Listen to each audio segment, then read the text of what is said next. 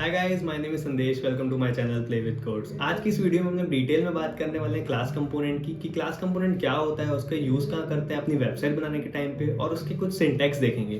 तो let's start react JS part 4।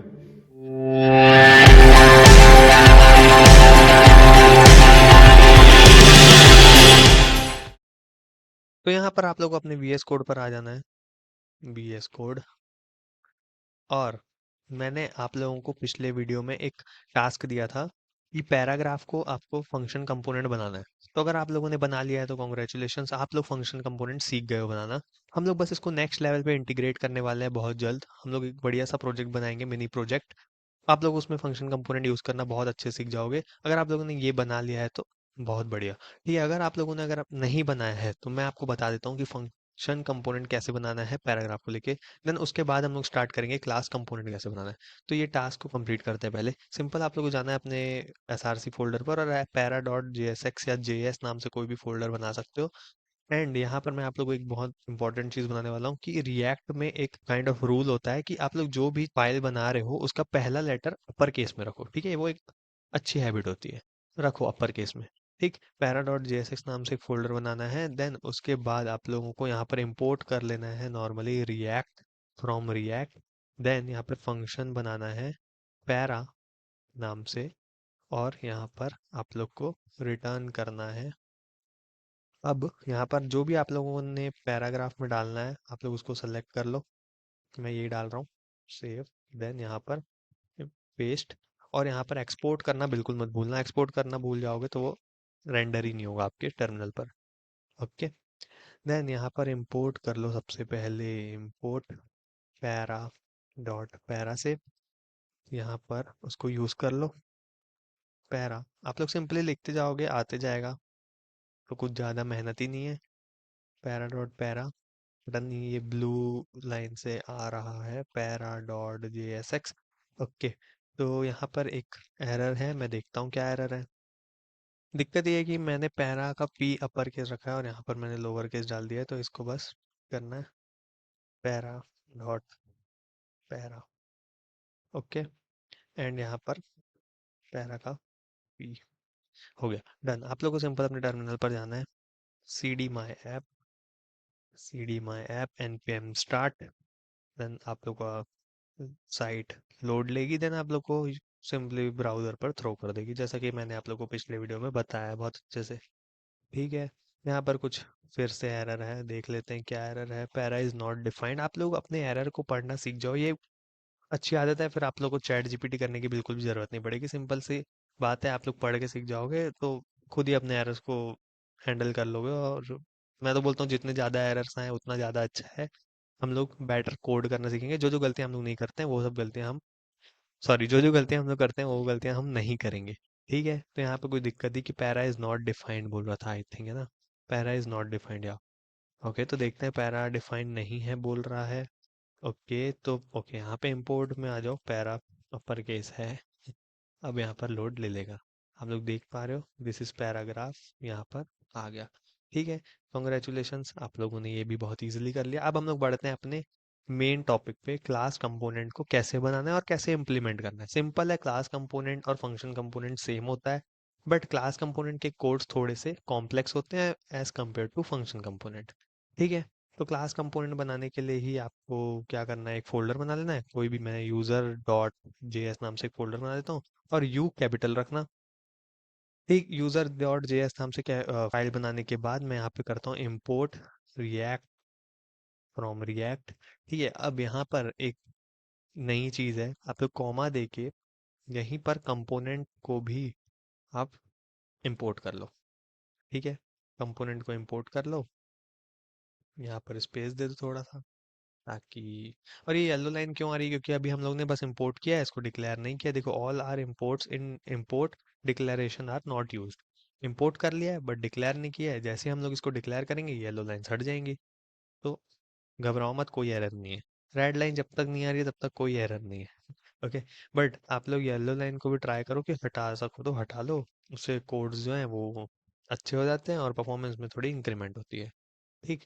आप लोग को इंपोर्ट करने के बाद यहाँ पर क्या करना है, एक्सपोर्ट डिफॉल्ट, उसको एक्सपोर्ट करना है। Then class user extend component लिखना है, सिंपल, ये सब आ जाएगा एंड कंप्लीट, आपका फंक्शन बन गया। मैं बता देता हूँ इसका मतलब क्या हो रहा है।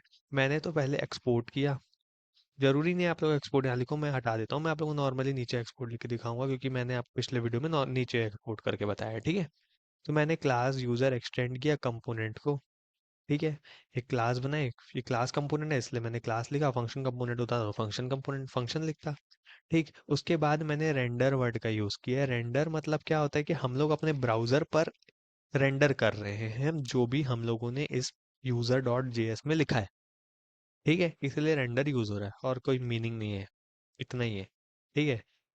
बस थोड़े से इसके कोड कॉम्प्लेक्स होते हैं, देखो थोड़ा सा इसको बढ़ा के लिख रहा हूँ, बाकी होगा सब चीज़ें सेम, वहाँ पे वही रेंडर होगा जैसे फंक्शन कंपोनेंट में होता है, ठीक है। बस इसके कोड थोड़े से बड़े रहते हैं, तो इसलिए हम लोग प्रेफर करते हैं कि फंक्शन कंपोनेंट ज़्यादा यूज़ करते हैं और क्लास कंपोनेंट कम ही यूज़ करते हैं। 10% ही क्लास कंपोनेंट यूज़ होते हैं, ज़्यादातर तो फंक्शन कंपोनेंट ही यूज़ होता है।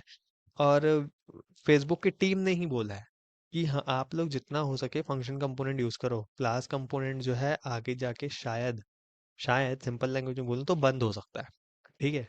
तो क्लास कंपोनेंट यूज़ मत करो, फंक्शन कंपोनेंट यूज़ करो, ठीक। तो एक्सपोर्ट डिफॉल्ट यूज़र कर लेना, भूलना बिल्कुल नहीं, भूल जाओगे तो एरर आएगा। मैं भूल जाता हूँ यूजुअली, फिर मेरे को आके अपने कोड्स को ठीक करना पड़ता है, देन वो चल जाता है, ठीक है। तो फिर ये इम्पोर्ट कर दो नॉर्मल, क्या बनाया था मैंने, यूज़र डॉट जेएस, ठीक। अब मैं कहाँ पर इसको इम्पोर्ट करना चाहता हूँ, कहीं पे भी कर लेते हैं अपन, हेडिंग के नीचे कर लेते हैं, सॉरी, यूज़र, ठीक है। मैं कंट्रोल एस किया, सेव किया, देन यहाँ पर सी यूज़र आ गया, बूम, कंप्लीट हो गया, फंक्शन कंपोनेंट डन। अब मैं आप लोगों को बता देता हूँ कि फंक्शन कंपोनेंट और क्लास कंपोनेंट दोनों में डिफरेंस क्या है। जैसे कि मैं बताया आपको, क्लास कंपोनेंट्स के कोड जो है वो थोड़े कॉम्प्लेक्स होते हैं और फंक्शन कंपोनेंट के कोड जो है थोड़े से सिंपल होते हैं, इजी टू अंडरस्टैंड होते हैं, इजीली राइट कर सकते हो, लिख सकते हो, ठीक है। और इससे बड़ा एडवांटेज तो कोई हो ही नहीं सकता भाई, आप लोग सिंपली कोड इतना आसानी से लिख पा रहे हो। मैं आपको दिखाता हूँ फंक्शन कंपोनेंट कहाँ पे बनाए थे हम लोग, पैराडॉट जैसे, तो ये है फंक्शन कंपोनेंट और ये है अपना क्लास कंपोनेंट, ठीक है। देखो, इसके लाइंस ऑफ कोड 13 है एंड इसके लाइंस ऑफ कोड 5 है, कितना ज़्यादा डिफरेंस है, ठीक है।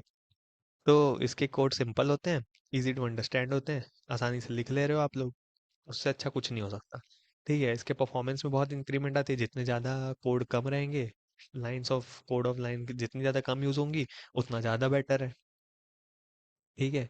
और जो अपना फंक्शन कंपोनेंट होता है उसमें हम लोग स्टेट्स को आसानी से यूज़ कर सकते हैं। स्टेट्स क्या होती हैं, हुक्स क्या होते हैं, मैं आपको बताऊंगा आगे इस ट्यूटोरियल में, ठीक है। यूज स्टेट, यूज इफेक्ट, ये सब यूज़ होता है फंक्शन कंपोनेंट में। और अगर हम लोग क्लास कंपोनेंट में यूज़ करना रहता है तो सेट स्टेट एंड ये सब चीज़ें डालनी पड़ती है, तो कोड का जो स्ट्रक्चर है वो थोड़ा हैवी हो जाता है, देन हमारी परफॉर्मेंस में थोड़ी डिक्रीमेंट आ जाती है क्लास कंपोनेंट में, ठीक है। ये सब चीज़ें हैं, आप लोग करना, फंक्शन कंपोनेंट बनाओ ज़्यादा से ज़्यादा, जितना ज़्यादा प्रैक्टिस करोगे उतना ज़्यादा कोड आप अच्छे से कर पाओगे, ओके। सो आई होप आप लोग को समझ आएगा कि क्लास कंपोनेंट क्या होता है और उसका यूज़ कहाँ करते हैं। तो चलिए अब स्टार्ट करते हैं जेएसएक्स।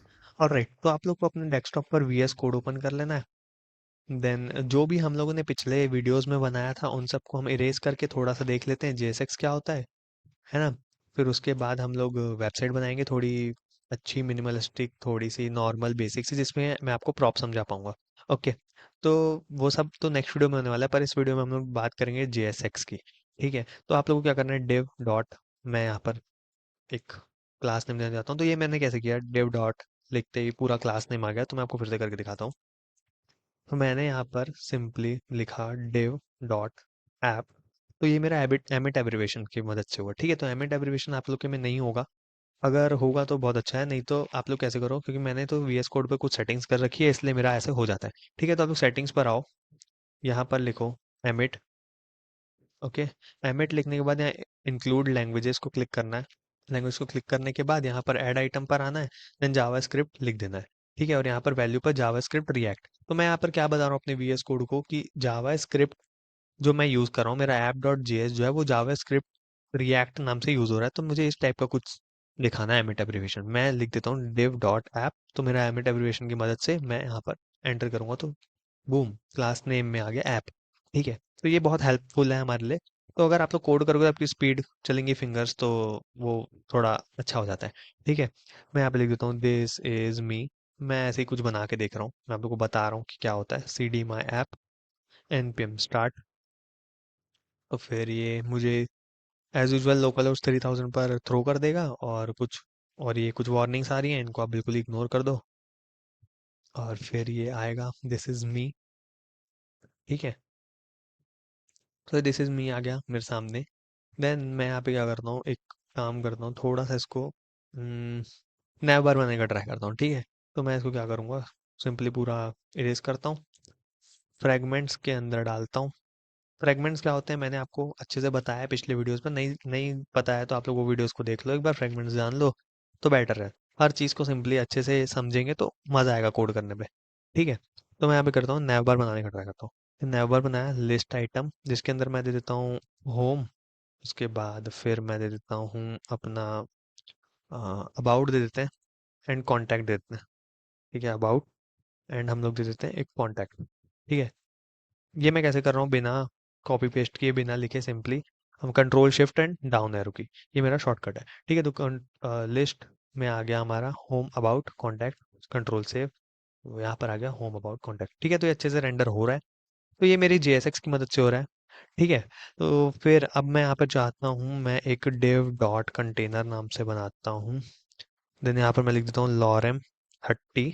तो ये एक डमी कोड है जो कि अगर आप लोग प्रैक्टिस कर रहे हो तो आप लोगों के लिए ये अच्छा है। अगर आप लोग पैराग्राफ लिखना नहीं चाह रहे हो, अगर आप लोग को ऐसा चाहते हो कि कुछ आ जाए ऐसा बड़ा सा पैराग्राफ लिख के, तो आप लोग लॉरेम के बाद कुछ भी वर्ड यूज कर लो, 30 40 50 60 कोई भी डिजिट डालो तो उतने वर्ड्स आपको ये प्रिंट करके दे देगा। ये डमी है, आप लोग को समझ नहीं आएगा कि क्या लिखा हुआ है।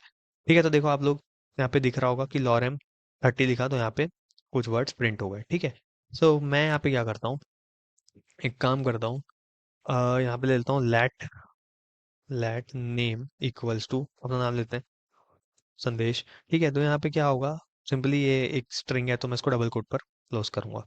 फिर मैं इसको चाहता हूँ अपने नैव बार के नीचे प्रिंट करना, तो H1 टैग, फिर यहाँ पे लिखता हूँ मैं वेलकम वेलकम। देन यहाँ पर नेम अपना डालूंगा, जो भी नेम मैंने दिया है, नेम नाम का बनाया है फंक्शन, तो मैं यहाँ पे नेम दूंगा। ठीक है, और मैं ये जावा स्क्रिप्ट है, JSX है, तो यहाँ पर मैं डबल कोट्स नहीं दूंगा। आप लोग भी मत देना बिल्कुल, इन सब चीज़ों का बहुत अच्छे से ध्यान देना। ठीक है, तो मैं यहाँ पे नेम दूंगा, तो मेरा यहाँ पे वेलकम संदेश प्रिंट हो गया डन। यही है हमारा JSX, तो यहाँ पे यूज होता है ये सब चीज़ें। तो मैं इस पूरे वेबसाइट में स्टाइलिंग को ज़्यादा प्रायोरिटी नहीं दे रहा हूँ, थोड़ी बहुत स्टाइलिंग कर लेते हैं कि ताकि थोड़ा समझ आ जाए, कि हम लोग CSS का थोड़ा ओवरव्यू देख लेते हैं।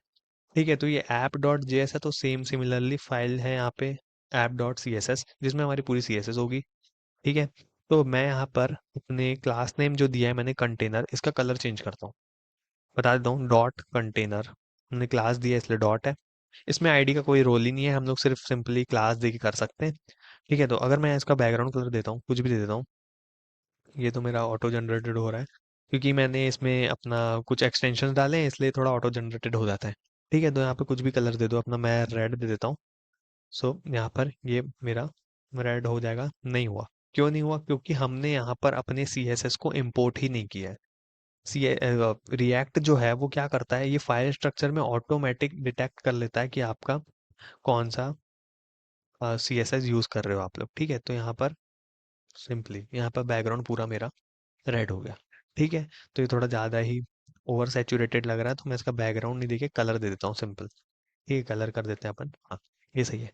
तो ये जो है अपना कलर आ गया, तो फाइल स्ट्रक्चर डिटेक्ट कर लेता है। देन अच्छा है अपना यूज़ करना CSS। तो मैं यहाँ पर अगर फाइल जो app dot C S S है, अगर मैं app dot C S S का नाम app1.css रखता हूँ, तो भी कुछ ज़्यादा चेंजेस नहीं होंगे, कुछ भी दिक्कत नहीं होनी है, बस मेरे को इम्पोर्ट करना है यहाँ पे 1। देन ये सिंपली पूरा फाइल आपको ये इम्पोर्ट करके दे देगा।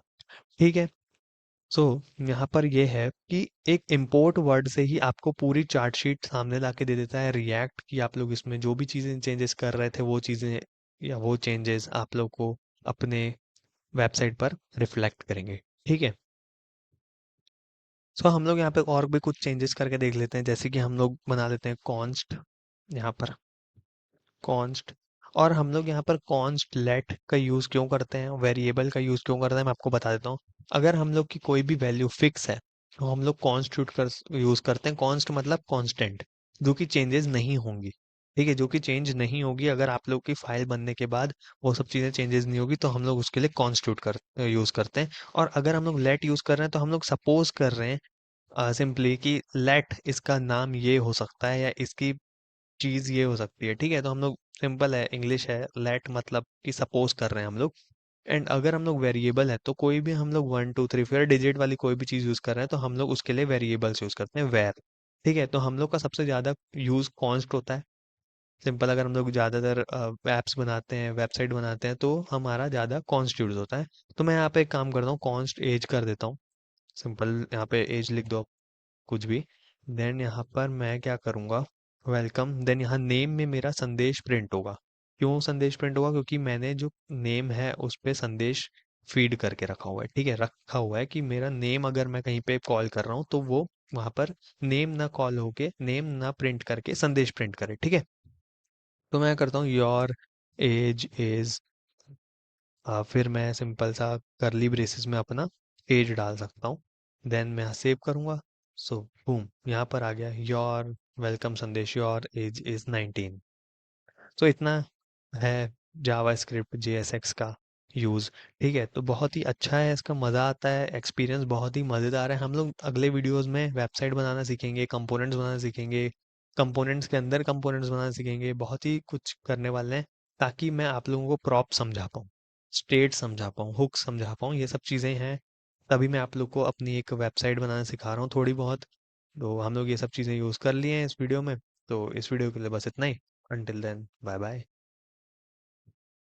तो अगर आप लोगों को कोई भी प्रॉब्लम आई होगी तो आप लोग मुझे कमेंट बॉक्स में बता सकते हो। तो अगर आपको अच्छा प्रोग्रामर बनना है तो एक वीडियो देखने से कुछ नहीं होगा, हर एक वीडियो देखने से होगा। तो मिलते हैं नेक्स्ट वीडियो में।